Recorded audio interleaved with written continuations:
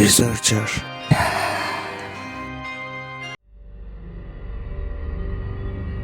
নমস্কার, আপনাদের সবাইকে স্বাগতম আমাদের ইউটিউব চ্যানেলে।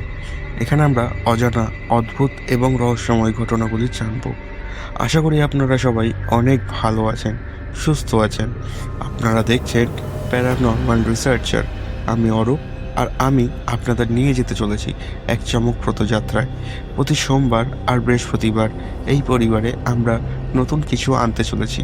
এখনও যারা চ্যানেলটি সাবস্ক্রাইব করেননি, এখনই সাবস্ক্রাইব করে পাশে থাকা বেল আইকনটি টিপে আমাদের সঙ্গে জুড়ে থাকুন।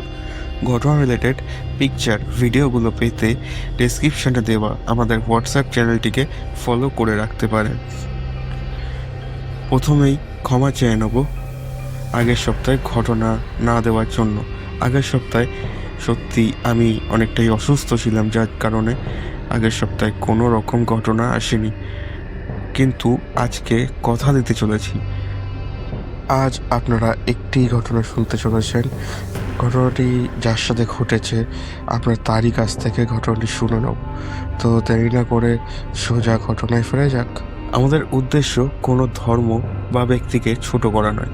আমাদের উদ্দেশ্য মানুষের জীবনে ঘটে যাওয়া ডার্ক স্টোরিগুলো আপনাদের সামনে তুলে ধরা, যাচাই করা সম্পূর্ণ শ্রোতাদের উপর। যারা বিশ্বাস করবেন না তারা নিছকই গল্প হিসেবে শুনতে পারেন। আপনারা কোথা থেকে ঘটনা শুনছেন কমেন্ট করে জানাতে ভুলবেন না।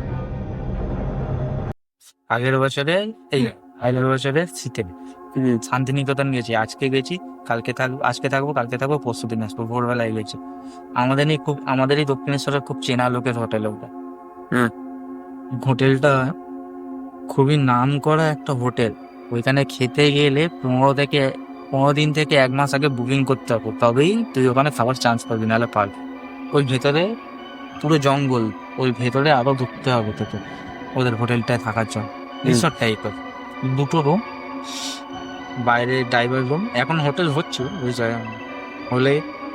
তো আমি গিয়েছি, তখন আমি না ঢুকছি, 2 ধারে বন ভর্তি। আর যখন ওদের হোটেলে ঢুকছি, বাঁ দিকে দেখি টাইপের ওরা, ওইখানে উঠে আর দেখিনি।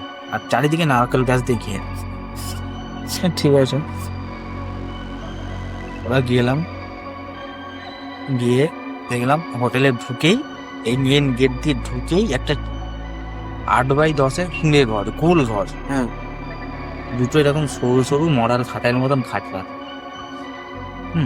আর সামনে এরকম চৌকো একটা জানলা, এইদিকে একটা জানলা, এইদিকে একটা জানলা। আর জানলা যদি বন্ধ করা থাকে, ছিটকি জন্য দেওয়া থাকে, বাইরে থেকে তুই জোরে টানবি, চলে আয়। ঠিক আছে, আমাকে বললো তুমি হোটেলে থাকবে না এখানে থাকবে। আমাদের যেরকম হয় যে মালিকের সামনে থাকলে মালিক 14 বার ডাকবে, এইটা এনে দাও, তো একটু এনে দাও, তো 5 মাস খাটাবে, তার চেয়ে বলো আমি 10 হাত দূরেই যাই। বললাম না এখানে থাক। তখন আমার সিকিউরিটিটা বললো বাবু তুমি কিন্তু থাকতে পারবে না, রাত দুপুরে হেভি ঠান্ডা পড়ে, আমার তো অন্য এনজিতে পড়ে যাবে। যতই ঠান্ডা পড়ে, আমি 2 প্যাক মেরে দিয়ে শুয়ে পড়বো। বলছি যতই প্যাক মারো তুমি থাকতে পারবে না। বললাম অসুবিধা হলে ডাকবে। বলছে ডাকলে তো আমি উঠবো না, কেননা সারাদিন খাটাখাটনি করি। বললাম ঠিক আছে, দেখা যাবে রাত্রে, যতই ঠান্ডা হোক আমি শুয়ে পড়বো, চিন্তা নেই, তোমার বিরক্ত করবো না। ওইখান থেকে আমি তখন পৌঁছেছি বেলায়, দুপুরবেলায় খেয়েছি। খাসির মাংস দিয়ে ভাত দিয়েছে, খেয়েছি। খেয়ে দিয়ে দুপুরবেলায় বলছে একটু সোনাঝুরি হাটে যাবে। সোনাঝুরি হাটে গেছি, ঘুরেছি। না, সোনাঝুরি হাটের পাশে ওদের ওখানে দেশি মহুয়া পাওয়া যায়, মদ। আমি 50 টাকা করে মহুয়া 2 গ্লাস খেয়েছি, আর 700 টাকা দিয়ে 750 বোতল কিনে নিয়ে এসেছি কোথায় থেকে। মহুয়াটা খেয়ে কিছু পোষালো না, আবার হাটে কেনাকাটা করছে। দুপুরের কোনো বসেই খেয়েছি। আমি 2 দিন থাকবো, আমার চলে যাবে, বারবার আর কাউকে তেলাতে হবে না বল। খেয়েছি, খেয়ে এবার অন্যরা ফোন করেছে 5:30 6টা নাগাদ, অন্ধকার হয়ে এসেছি। তখন বলছে চলো হোটেলে চলে যাই, আর ওই দিকটা অন্ধকার হলে ভালো লাগবে না, চল। আমি অতটা দ্বিধা করি না, আমি চলে এসেছি। অন্ধকার হলে আবার কি ভালো লাগবে, চল। গেলাম হোটেলে, গিয়ে বললাম গাড়ি গ্যারেজ করে দিয়ে বললাম আর বেরোনো নেই, তো বললো না আবার সকালবেলায়। সকালবেলায় কখন? ও বলছে 10টার পর টিকিট নতুন করে। আমার ঠিক আছে। আর আমি গেলাম দুপুরে ওর কাছে, যারা এখানে দোকান কোথায় আছে, তখন অলরেডি সন্ধে হয়ে গেছে। বলছে কি ব্যাপার? বিড়ি সিগারেট টুকটাক চা ফা। বলছে চা ফা খেলে আমাকে বলতে হবে, তাও 7টা পর্যন্ত, বিকেলবেলা, আবার নাহলে পরের দিন সকাল 7টায়, তার আগে তো না। বিড়ি সিগারেট, বলছে তাহলে তোমাকে আবার মার্কেটে যেতে হবে।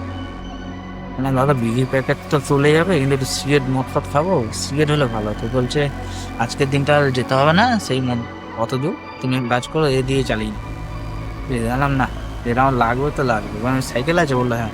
সাইকেল দিল, আমি আমাকে বারণ করার পরে আমি গেলাম, নিয়ে এলাম। আমার কিছু মনে হয়নি, আমাকে অনেকবার বারণ করেছে। ঘটনাটা হয়েছে যখন রাত্রি হয়, তখন কটা হয়েছে 9:30 থেকে আমি খেতে বসেছি। হুম। একা একা খাচ্ছি। আমাকে উনি যখন 9:30 সময় খেতে বসেছে, উনি বললো লেট করো না, আমরা 10টার মধ্যে খাবো, তুমি আমাদের সাথে খেয়ে দিয়ে শুয়ে পড়ো, পারলে ঘুমিয়ে। বললাম আমার এত তাড়াতাড়ি ঘুমিয়ে অভ্যেস নেই। সেই আগের বছরই ঘটনা।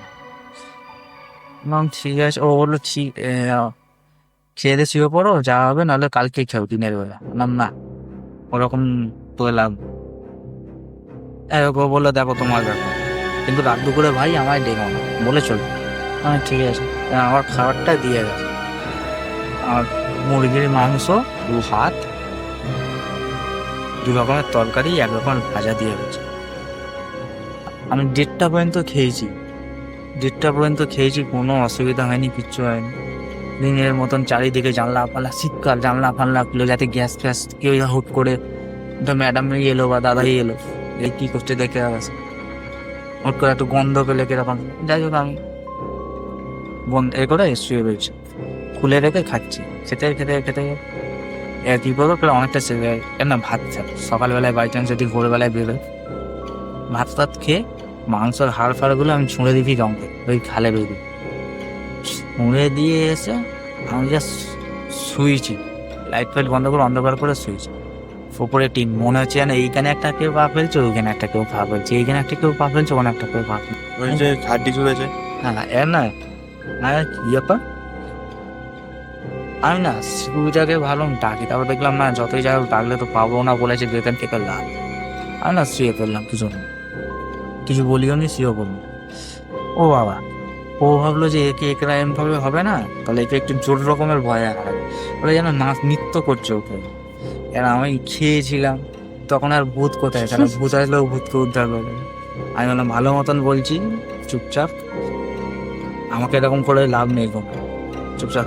আমি সিকিউরিটিকে বলছি, দেখেছি তখন 4বার না 5বার দেখেছি সিকিউরিটি শুনতে পেয়েছে। পরের দিন সকালে আমার স্বীকার করেছি, আমি কিছু সিকিউরিটি আমার সারা দেয়, চুপচাপ শুয়ে গেল। তাই যখন দেখছি অতিরিক্ত না, তার মানে হয়তো আমি ভাবলাম শিয়ালও হতে পারে, দরকার নেই। জানলাগুলো বন্ধ করে দিলাম, দরজাটা বন্ধ করে দিয়ে শুই। কিছুক্ষণ পর দেখি জানলা দরজা সব একসাথে নাচছে, খেঁচে আমার মাথা গরমে বেরিয়েছি, হাতে একটা বিড়ি ধরিয়ে বেরিয়েছি। মা মাসে তুলে তার কিস্তি মেরেছি, সিকিউরিটি গার্ডকেও মেরেছি, আর যেরকম করছিল তাকেও মেরেছি। তার কিস্তি মেরেছি 10-15। ভোরবেলা 5:30টার সময় সিকিউরিটি এসে আমার ডাকছে, বলছি তুমি সকালবেলায়, তোমাকে বললাম তুমি এরকম এই সেই, তুমি সকালবেলা রাত্রিবেলা এরকম কিস্তি মারছো, আমায় ডাকছো, তোমায় তো বলেই গেলাম তুমি থাকতে পারবে না ঘরে, কেন তোমার কি আছে এই ঘরে? বলছে এটা পুরোটাই কবরস্থানের ওপরে আছে, এই হোটেলটাই পুরোটা কবরস্থানের ওপরে আছে, তুমি বলে থাকতে পেরেছো, অন্য কেউ হলে হাঁটাতে, আর তুমি অত রাত্রিতে মাংস ফেলেছো, আমি তো দেখলে। দাদাকেও দেখালাম, দেখো হাড্ডি এই বাঁশ বাগানের মধ্যে, ওই খালপাড়ের মধ্যে, এই শিলপাড়ে ফেলেছে। আমি খেতে পারিনি, কি করবো, আমার মনে তো আমি জানি না এখানে কি ছিল না ছিল, পোষায়নি, খেতে পারিনি, ফেলে দিয়েছে। তোমার কাছে তুমি তাহলে সেরকম হলে তুমি বলো। আজকে না আমার সহ্য হয়ে গেছে, একটা যদি স্বাভাবিক নর্মাল নিরীহ ছেলে আসতে, যার কোনো ক্ষমতাই নেই, বা যে একটুতেই ভয় করবে, সে হলে তো মরা পেতে সকাল মনে পড়ে থাকত। সে পরের দিন থেকে সেই আমি ওরকম রাত্রিবেলা, তারপর সেদিনও ছিলাম, তারপর ওরকম করেছে, কিন্তু হাড়গোড়গুলো ছুঁড়িনি, কিন্তু অনুভব করতে পেরেছি। কেউ আমায় বলছে যে লাইটটা নিভিয়ে দাও, বা জানালাটা বন্ধ করে দাও, যে আলো পড়ছে, অসুবিধা হচ্ছে, এরকম ইঙ্গিত পেয়েছে, আমি করে দিয়েছি, কিন্তু আমাকে আর কেউ ডিস্টার্ব করে। তারপরে আমি যখন ওই দাদাকে, ম্যাডামকে বললাম, ম্যাডাম এরকম ব্যাপার, আপনি তো আমায় বলতে পারতেন। বলছে তোমাকে তো আমি ওই জন্যই বললাম তুমি ঘরে শো। এখনো অত সুন্দর এই রিসোর্টটা, বছরে 365 দিনের মধ্যে 65 দিন বুকিং হয় কিনা আমার সন্দেহ আছে। কিন্তু ওইখানে যে থাকবে রুমটায়, সোনাঝুরি হাট, ওখান থেকে 3 কিলোমিটার, অমরকুটির 2 কিলোমিটার, ওখান থেকে কঙ্কা কালীতলা 13-14 কিলোমিটার, 13-14 কিলোমিটার, সবই কাছে।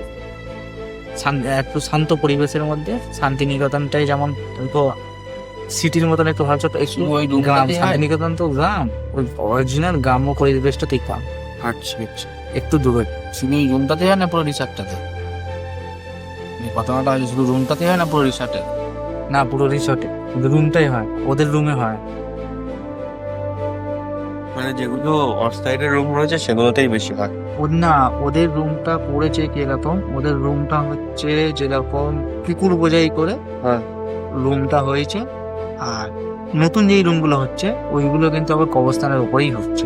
আচ্ছা আচ্ছা। আর ওই সিকিউরিটি গার্ডের রুমটাও ছিল কবরস্থানের উপরে। তো ওনারা অনেক কিছু করে, যেহেতু ওরা নিজস্ব জমি তো নয়, ওই চাঁদের রিসোর্টটা তারা ওকে থাকতে দিয়েছে। আর ওরাও নিরীহ মানুষ, চাষবাস করে দেখাশোনা করে খায়, কিছু নেই, ছেলে মেয়ে আছে, পড়াশোনা। ওরা কি করবে, ওরা গ্রামের মানুষ, ওরা বোঝা তান্ত্রিক ডেকে নিজের রুমগুলোকে করিয়ে দিচ্ছে। এবার তান্ত্রিক বলেছে হয়তো যে পুরোটাকে আমি শুদ্ধ করে দেবো, সেটা ওদের সামর্থ্যের মধ্যে আসে।